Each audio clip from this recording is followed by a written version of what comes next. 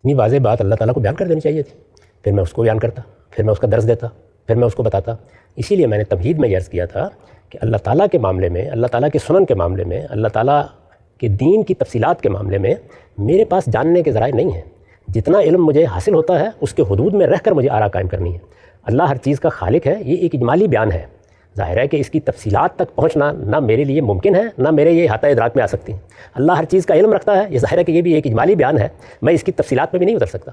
تو اس لیے میں نے عرض کر دیا تھا کہ اللہ تعالیٰ کے بارے میں جتنی بات مجھے اس کی کتاب سے معلوم ہو جائے گی میں اس پہ اکتفا کروں گا۔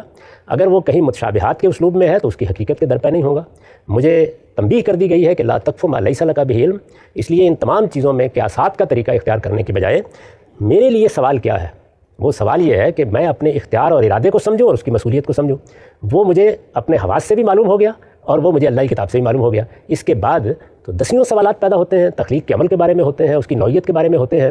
وہ تو ایک دنیا ہے، میں کھول کر بیٹھ جاؤں گا، لیکن ان سب سے مجھے اپنے آپ کو روکنا ہے، اس لیے کہ مجھے بتا دیا گیا ہے کہ فما اوتیتم من العلم الا قلیلا، جو علم مجھے دیا گیا ہے اس کے حدود میں رہ کر میں رائے قائم کروں گا۔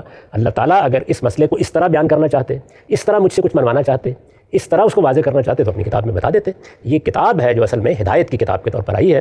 مجھے اصرار ہے کہ مجھے اس کے حدود میں رہ کر ذات باری کے بارے میں، اس کی صفات کے بارے میں، اس کے سنن کے بارے میں رائے قائم کرنی ہے۔ اس میں ادنیٰ درجے میں بھی اپنی طرف سے عقلی مقدمات قائم کر کے نتیجے نہیں نکالنا۔ اچھا، نقطہ واضح ہوا۔ اچھا یہ بتائیے، اللہ